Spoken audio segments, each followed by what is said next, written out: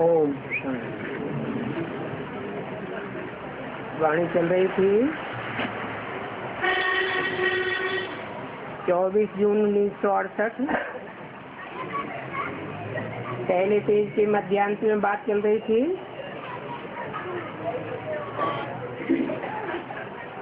आकारी सूक्ष्म वतन वालों को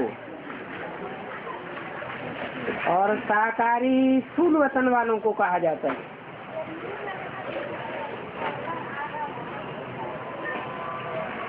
ये मन बुद्धि की स्टेज की बात बताई। स्थूल वतन है 5 तत्वों की दुनिया और सूक्ष्म वतन में 5 तत्वों की बात ही नहीं है। वहाँ तो मन बुद्धि के सूक्ष्म संकल्प काम करते हैं।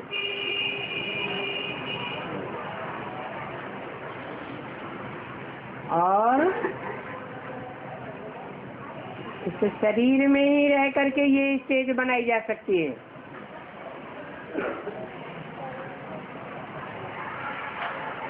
परंतु कोई कोई ऐसी कमजोर आत्माएं हैं जो स्थूल शरीर में रह करके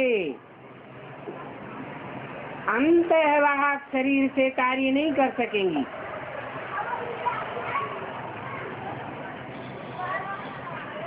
उनको शरीर छोड़ना पड़ता है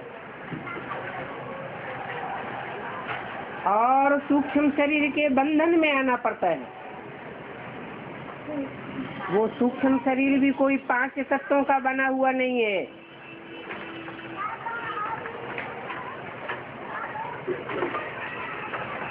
सूक्ष्म जैसे लाइट सूक्ष्म होती है, ऐसे लाइट का आकार है जिसमें स्थूल इंद्रियां नहीं होती हैं, परंतु मन बुद्धि की सूक्ष्म इंद्रियां काम करती हैं।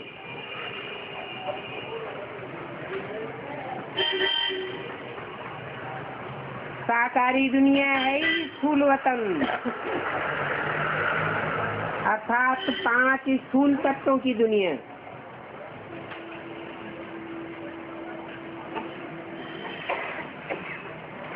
जहाँ ये स्थूल शरीर है,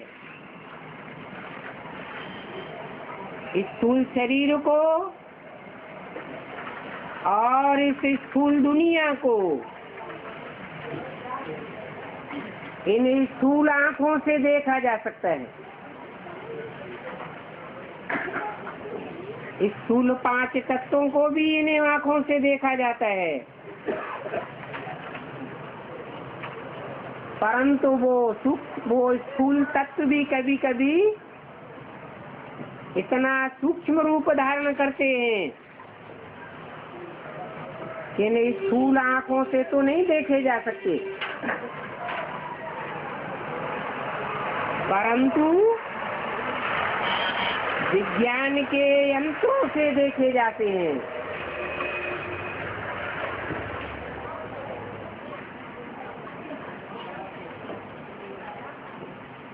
फिर कई लोग समझते हैं कि आकार और साकार नहीं है तो कुछ भी नहीं है।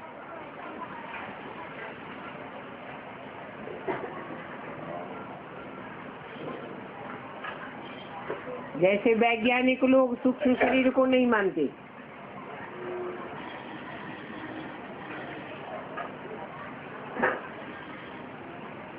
वो भूत प्रेतों को भी नहीं मानते,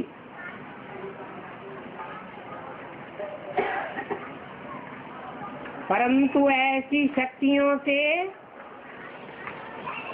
टाइम टू टाइम चमत्कार तो होते रहते हैं।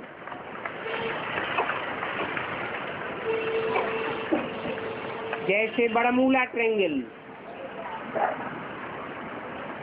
वैज्ञानिक वहां जाने से भी डरते हैं। उड़न तस्करियों को देखते हैं,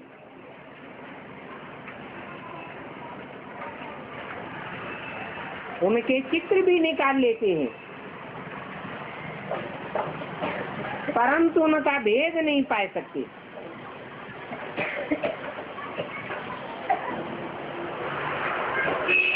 वो समझते हैं कि जिसका नाम रूप नहीं है,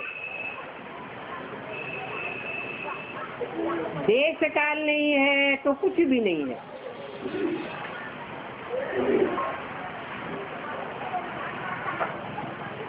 रावण ने उनको बिल्कुल तमोप्रधान बनाई दिया है।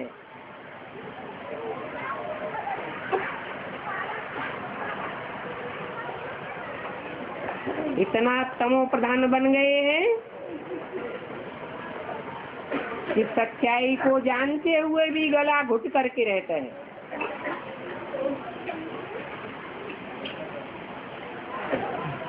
तुम बच्चों में भी नंबरवार हैं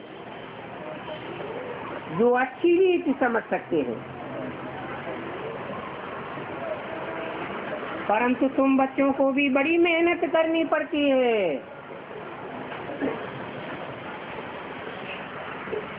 फिर ये युद्ध भी गाई हुई है। ये हंस बगुलों की युद्ध है।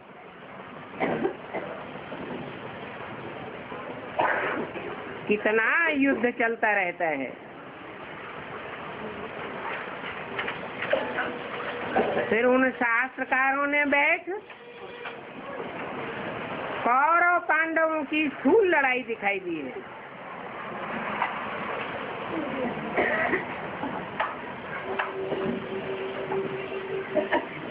परंतु गीता में बाप ने क्या समझाया है, ये तुम बच्चे अभी समझते हो।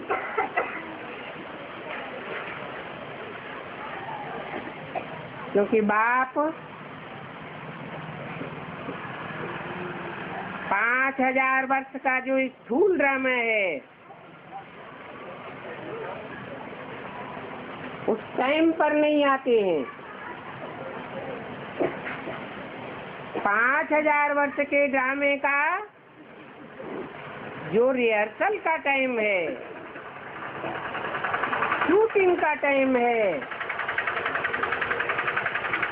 उस टाइम पर आते हैं, जिसमें हर आत्मा के संकल्पों की शूटिंग चलती है। संकल्प, स्वप्न और साक्षात्कार की शूटिंग चलती है।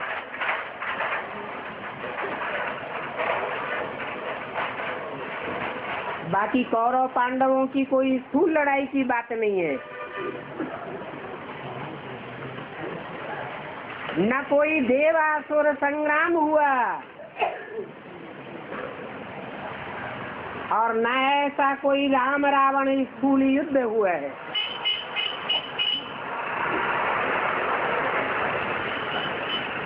स्थूल लड़ाई की तो बात ही नहीं है।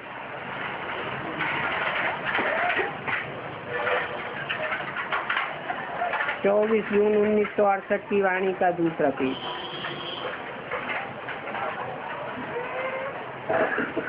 बाप तो पुरुषोत्तम संगम युग पर आकर के राजयोग सिखाते हैं।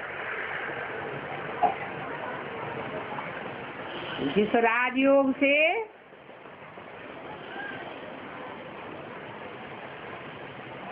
तुम्हारे 63 जन्मों की रील घूमती है, जन्म जन्मांतर के पाप कट जाते हैं।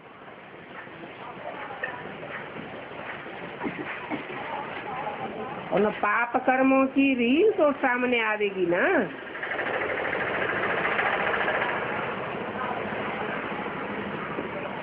पुण्य कर्मों की रील घूमती है तो बच्चे खुश रहते हैं। पाप कर्मों की रील घूमती है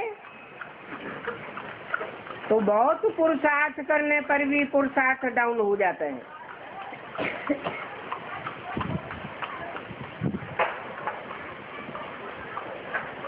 तो बाप कहते हैं अभी मैं राजयोग सिखाने आया हूँ।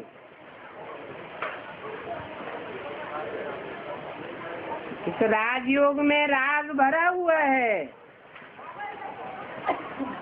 जन्म जन्मांतर के पाप कर्मों को भस्म करने का।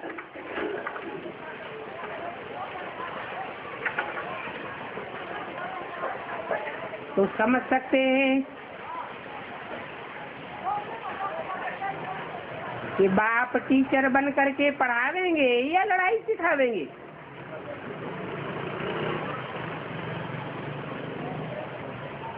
ये पांडव गवर्नमेंट तो बड़ी जबरदस्त गवर्नमेंट है।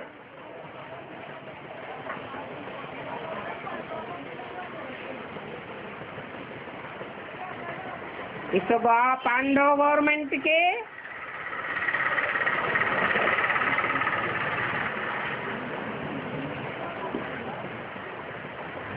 विजय तो गाई हुई है, और विजय तुम बच्चों का जन्म सिद्ध अधिकार है।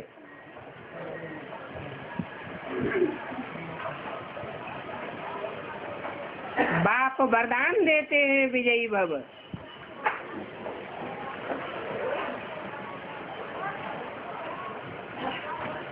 और गवर्नमेंट का तो विनाश ही हुआ है।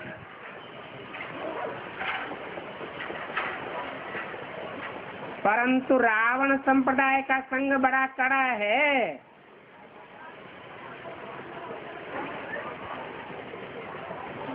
घड़ी घड़ी बच्चे संग के रंग में आ जाते हैं।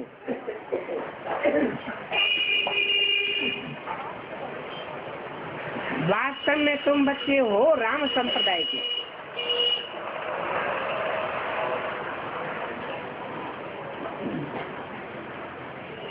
वो है बगुलों का संप्रदाय, और तुम्हारा है हंसों का संप्रदाय। क्योंकि तुम ज्ञान रत्नों के मोती चुनते हो, वो फिर भी गंध खाती रहती है।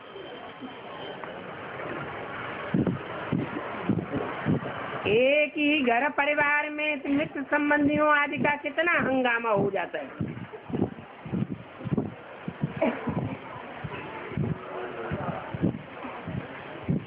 एक तरफ आसुरी संप्रदाय ढेर के ढेर, और दूसरी तरफ तुम ब्राह्मण संप्रदाय कितने थोड़े हो।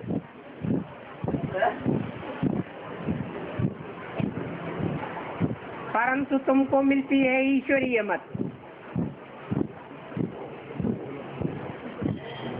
ईश्वरीय मत से तुम कितने पावरफुल बन जाते हो।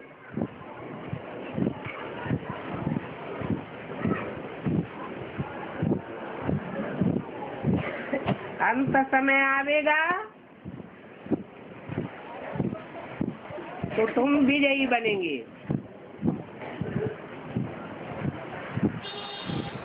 विश्व पर राज्य करेंगे, और सारी दुनिया की मनुष्य आत्माएं आत्मलोक में वापस चली जाएंगी।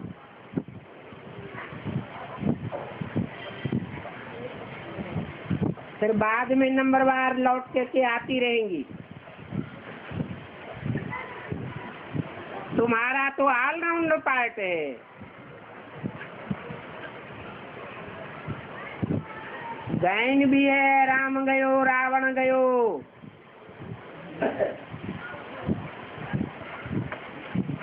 ये तमो प्रधान आत्माएं तो साथ चली जाएंगी।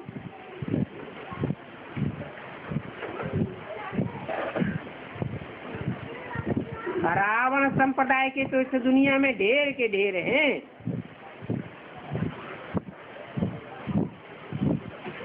और राम संप्रदाय के तो कितने थोड़े हैं। फिर भी तुम्हारी प्रजा बनती रहती है। थोड़ा बहुत भी सुनते हैं तो बेहद के बाप से वर्षा मिल जाता है।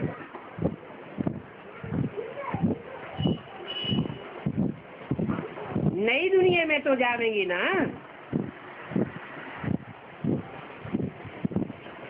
बल ऊंच पद नहीं पाते हैं, परंतु संदेश को स्वीकार तो करते हैं। तो ये भी प्रजा बन गई।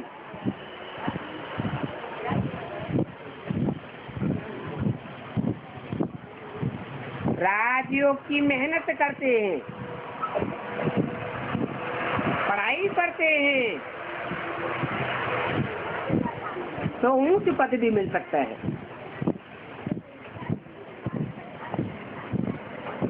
तो अभी तुम बच्चों को यही एडवर्टाइजमेंट करनी है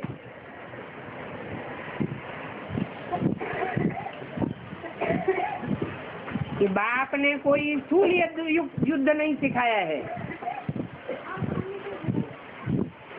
कौरव पांडवों का, देवताओं असुरों का या राम रावण संप्रदाय का कोई स्थूल युद्ध नहीं हुआ।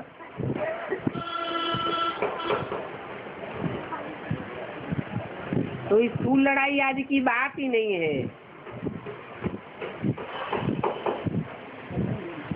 शास्त्रों में ऐसी ऐसी बातें लिख दी हैं, तो 63 जन्म कितनी लड़ाई झगड़ा मारा मारी करते रहे।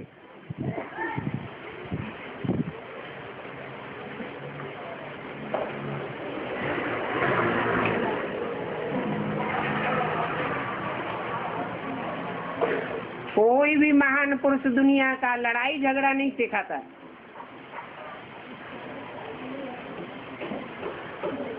परंतु देखो शास्त्रों में क्या क्या बातें लिख दी हैं। आज की दुनिया में जैसे नॉवेल्स बनाते हैं ना,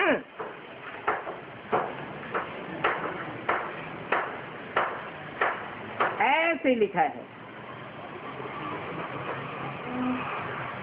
उन नॉवेल्स में तो बहुत छीछी अक्षर होते हैं, बाकी शास्त्रों में कोई छीछी अक्षर नहीं होते। नॉवेल्स में तो वही लव की बातें होती हैं। और इस झूठ की दुनिया में लव कहाँ से आया? झूठ करने में सब झूठे हैं, धोखेबाज है। प्यार का सागर तो एक ही बाप है। जिनको ये नॉवेल्स पढ़ने की आदत पड़ जाती है, वो फिर छोड़ते ही नहीं है। कई अच्छी अच्छी बच्चियां भी नॉवेल्स पढ़ लेती हैं।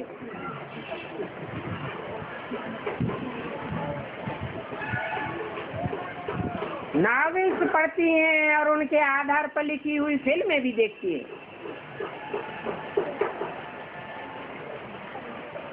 इस तामसी दुनिया के नॉवेल्स और फिल्मों के देखने से आत्मा का बहुत भारी पतन हो जाता है।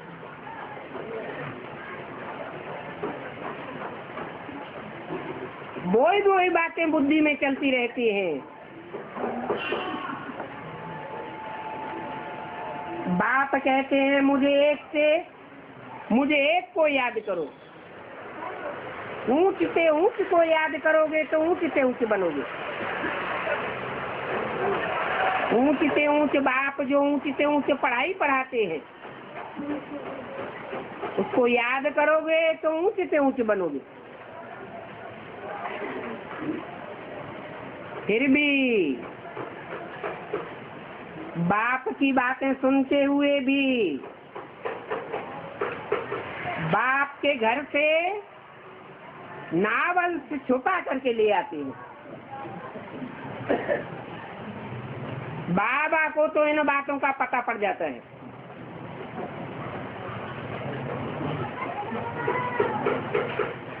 क्योंकि मधुबन है शीशे का महल,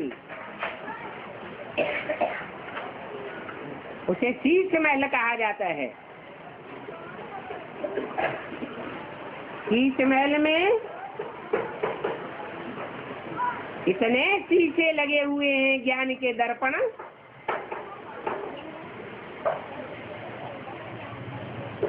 कि भगवान की 1000 आंखें देखती रहती हैं।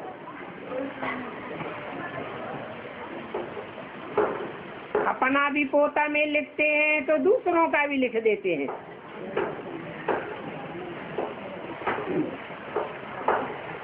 बल छिपाए छिपाए कर पढ़ते रहे। अब बाप ने तो बताया है, तुमको तो अपने ससुर घर जाना है,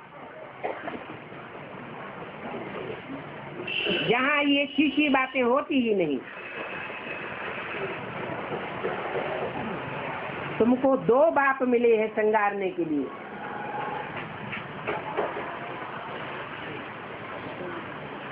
कौन कौन से 2 बाप? पारलौकिक बाप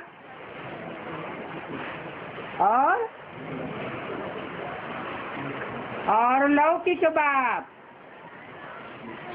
लौकिक बाप श्रृंगारते हैं कि शादी कराए देते हैं?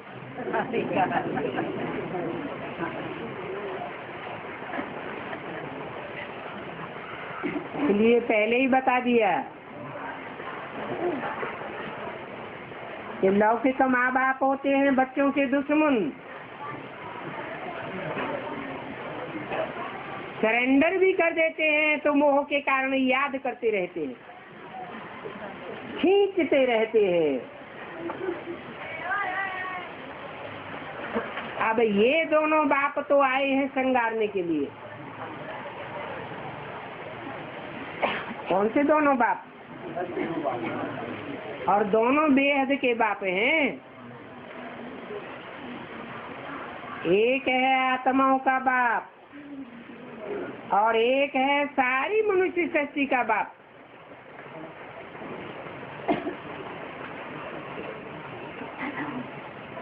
तो जिम्मेवारी आ जाती है।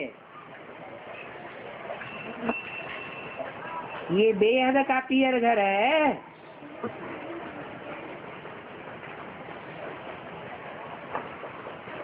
उस पियर घर रावण के राज्य में क्या रखा है? कुछ भी नहीं रखा है। अभी तो हम जाते हैं ससुर घर,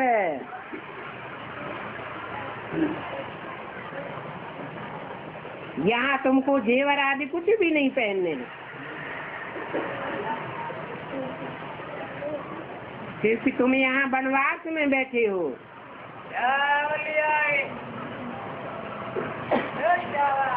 सब कुछ तुमको बुद्धि से त्याग करना है। फिर तुम्हारी बुद्धि में तो आ गया है, हम इस दुखधाम को छोड़ करके सुखधाम में जाने वाले हैं।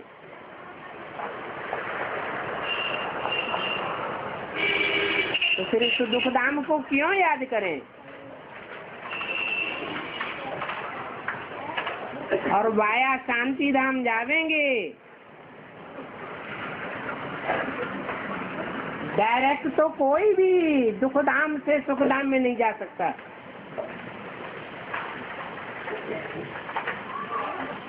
तो बच्चों को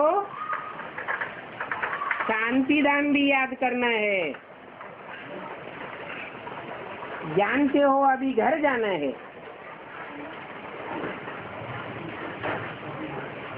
घर को भी याद करो और मुझे अपने बाप को भी याद करो।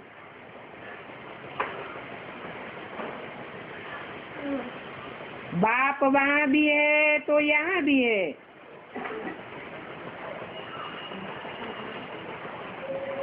परंतु तुम्हारा घर तो वहाँ है ना। बाप का घर तो तुम्हारा घर। अपन को आत्मा समझेंगे तो अपना घर भी याद आवेगा। अभी तो घर जाना है ना, नंबरवार घर जावेंगे, फिर नंबरवार नई दुनिया में आवेंगे। अभी तो बच्चों की कितनी दूर की मुसाफरी है, दूर देश का रहने वाला आया है दूर देश में ले जाने के लिए।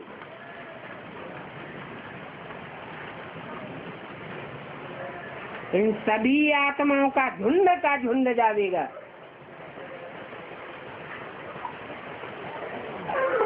जैसे मक्खियों का मनारा जाता है, सबसे तीखा झुंड होता है मधुमक्खियों का।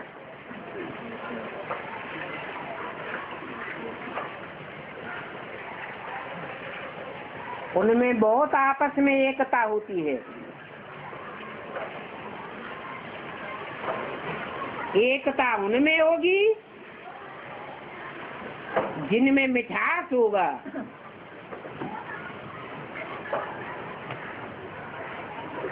और मिठास भी उनमें होगा जिनमें प्योरिटी होगी।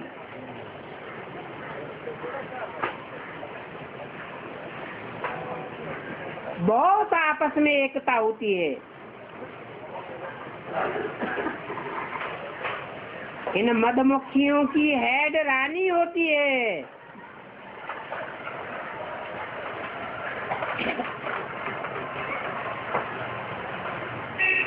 भारत में पहले पहले रानी का नाम लिया जाता है। सीताराम, राधा कृष्ण, लक्ष्मी नारायण। इसलिए भारत को मदर कंट्री कहा जाता है।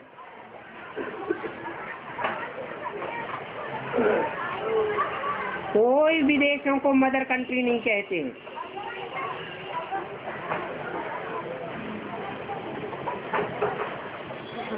तुम ही ऐसी रानियां बनती हो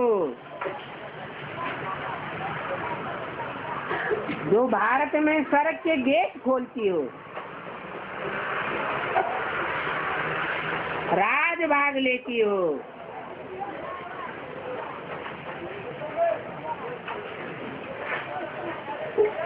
तुम स्वर्ग का गेट खोलने वाली हो।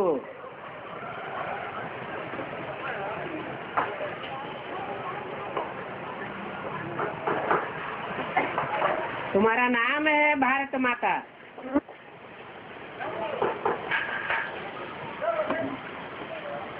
इसलिए भारत में भक्ति मार्ग में नदियों में स्नान करने जाते हैं। समझते हैं भारत की नदियां पतित पावनी है। क्या विदेशों में नदियां नहीं हैं?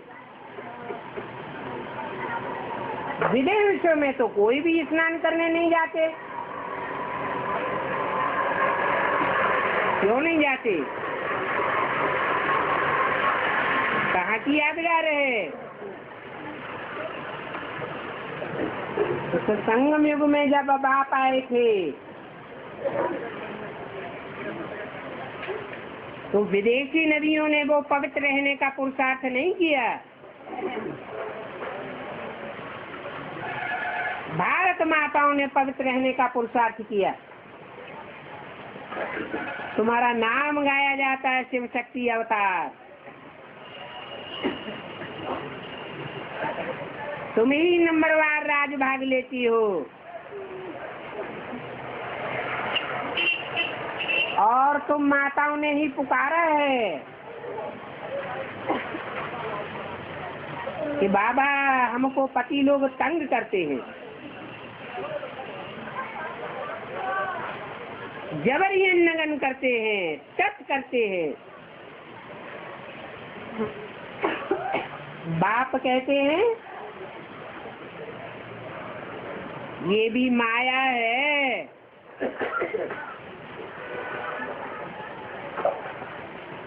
जैसे मकड़ी अपने आप अपना जाला पूरती है,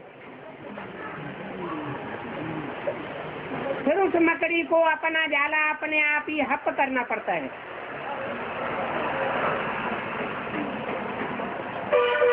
63 जन्मों में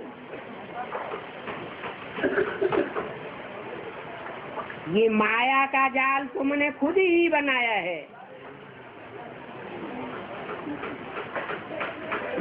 जो अभी रिहर्सल शूटिंग के पीरियड में तुम्हें तंग करता रहता है।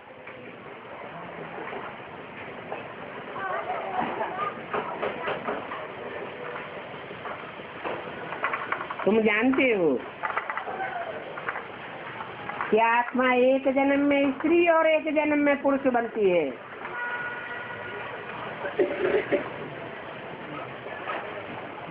तुमने भी पुरुष चोले लिए हैं, स्त्री चोले भी लिए हैं, तो अभी समझ सकते हो कि ये हिसाब किताब पूरा होता रहता है।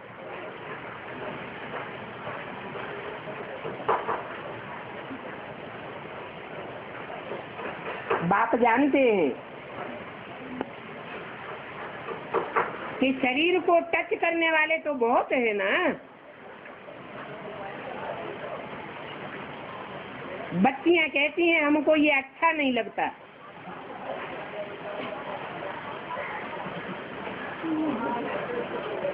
अब अच्छा नहीं लगता इससे साबित होता है कि तुम बाप की याद में अपने को उड़ा नहीं सकती हो। नहीं तो ऐसे हालातों में तुरंत मुर्दा बन जाना चाहिए, बाप की याद में ऊपर उड़ जाना चाहिए। नहीं तो बाप कहेंगे ये देह अभिमानी की बात है।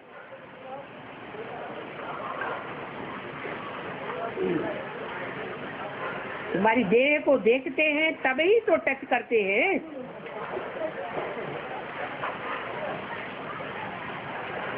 आत्मा को अगर देखें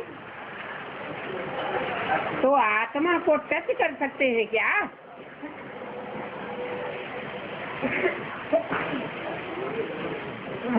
तो आजकल बाप समझाते हैं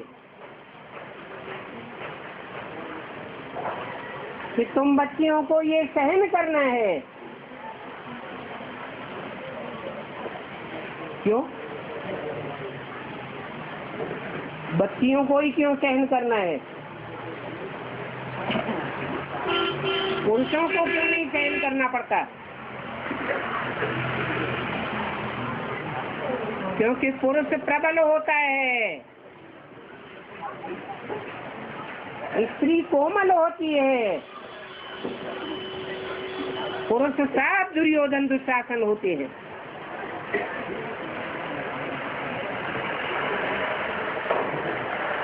ये तो बताया कि आत्मा एक जन्म स्त्री और एक जन्म पुरुष का लेती है,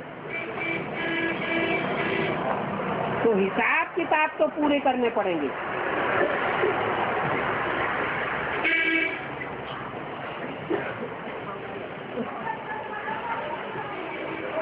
बाप की याद में रहेंगे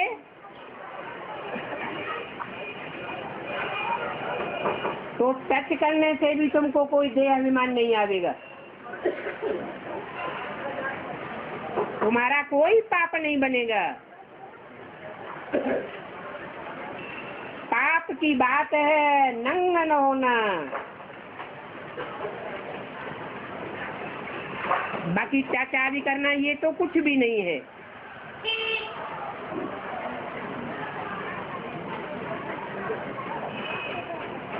शास्त्रों में लिखा है द्रौपदी ने पुकारा हमको नंगन करते हैं। ये तो बिल्कुल नहीं होना चाहिए।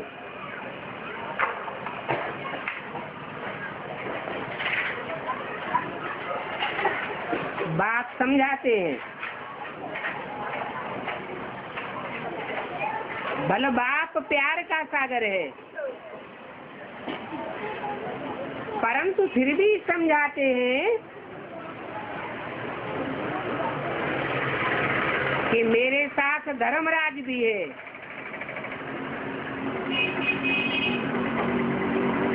वो मेरा राइट हैंड है।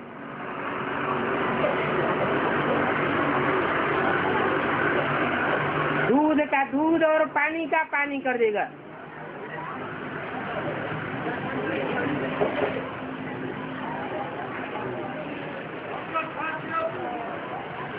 यहाँ तो इसे अन्याय की दुनिया में न्याय नहीं मिलेगा, परंतु धर्मराज के कोर्ट में कोई बच नहीं सकता। बच्चों की एक एक चलन को बाप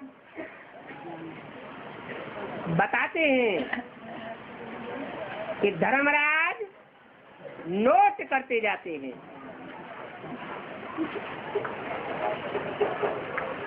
ड्रामा में ये पार्ट है, सजा देने वाला भी वही है।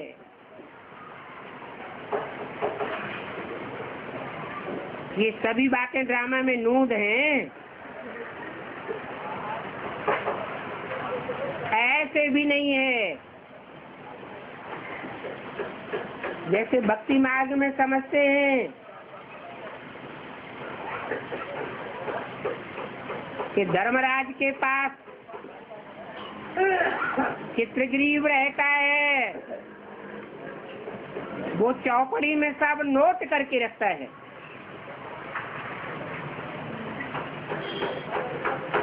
तो ऐसे नहीं है कि कोई किताब है जिसमें बैठ लिखते हैं, नहीं। ड्रामा में ये सब नूद है। तुम्हारी करतूत की भी नूद है।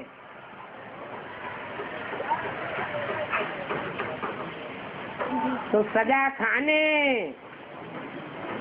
और सजा देने वाले की भी नूद है।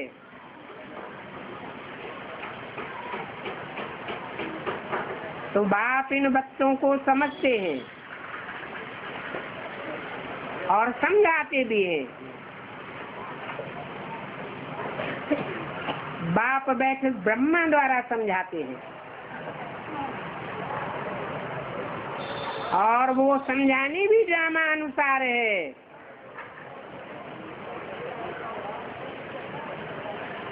अंत में तो ये टचिंग आज कुछ भी नहीं होगी।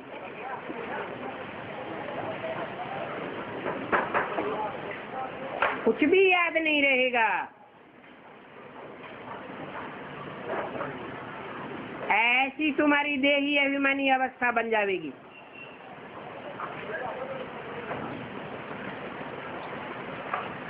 जैसे तुम सतयुग में पवित्र संबंध में रहते हो, वैसे यहाँ तुम पवित्र बन जाएंगे। ऐसे नहीं कि सतयुग में जन्म लेने के बाद वहाँ नए युग में ही तुम पवित्र बनेंगे। नहीं, संपूर्ण पवित्रता का अनुभव इसी दुनिया में करना है। आत्मा इस दुनिया में जब आई थी पवित्र धाम से, तो पवित्र आई थी या पवित्र आई थी? पवित्र आत्मा आई थी, तो पवित्र बन करके ही वापस जाना पड़ेगा।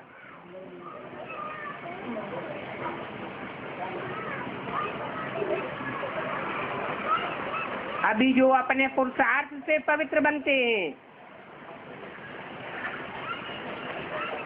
वो पवित्रता के संस्कार फिर सतयुग में आवेंगे। फिर अंत समय में जैसी जैसी जिसकी अवस्था होगी वैसी वैसी बुद्धि बन जाएगी। हर एक की अवस्था के आधार पर पद मिलता है।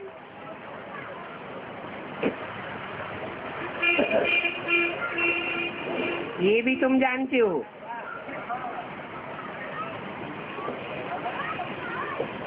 कि ये वैरायटी झाड़ है, इसमें हरेक पत्ते की, हरेक एक्ट्रेस की चलन अपनी अपनी है। एक के संस्कार, एक की चलन न मिले दूसरे से।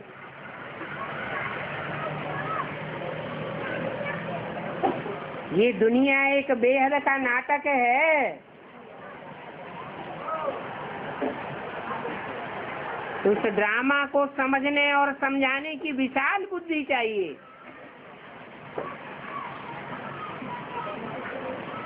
कितनी छोटी सी आत्मा है और इस छोटी सी आत्मा को ये देह अभिमान का दुम्ब कितना बड़ा मिलता है। इतना बड़ा शरीर मिलता है पार्ट बजाने के लिए।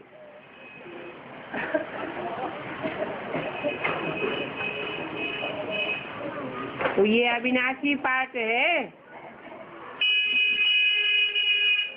हरेक आत्मा का पार्ट के अनुसार अगले जन्म में फीचर्स तैयार हो जाता है।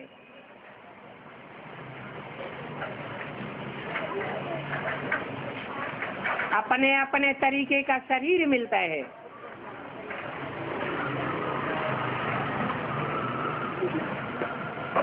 ऐसे हरेक जन्म में जन्म लेते रहेंगे।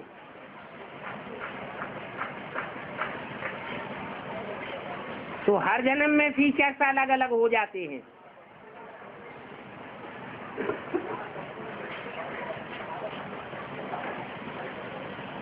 ये बना बनाया बेहद का ड्रामा है। ऐसे नहीं कि कोई ने बैठ बनाया है। हाँ, अभी कह सकते हैं कि संगम युग में हर आत्मा अपना अपना पार्ट अपने लिए यूज करती है।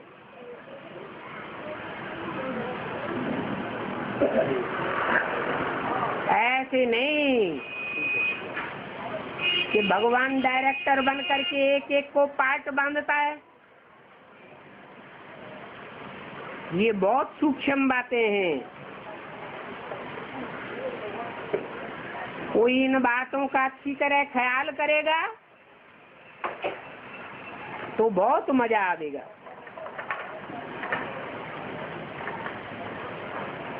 ये कोई साधारण पढ़ाई थोड़ी है,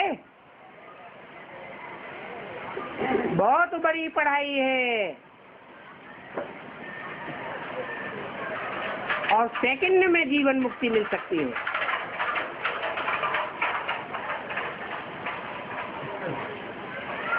जैसे उस दुनिया में भी बच्चा पैदा होता है और बाप के वर्षे का मालिक बन जाता है, वैसे यहाँ भी जो 100% अटल निश्चय बुद्धि बन जाते हैं वो मालिक बनते जाते हैं।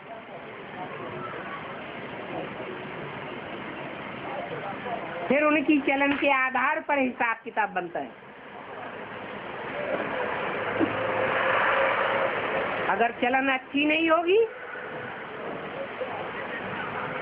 तो भी बाप कहेगा ये तो लायक ही नहीं है। अच्छा, ओम।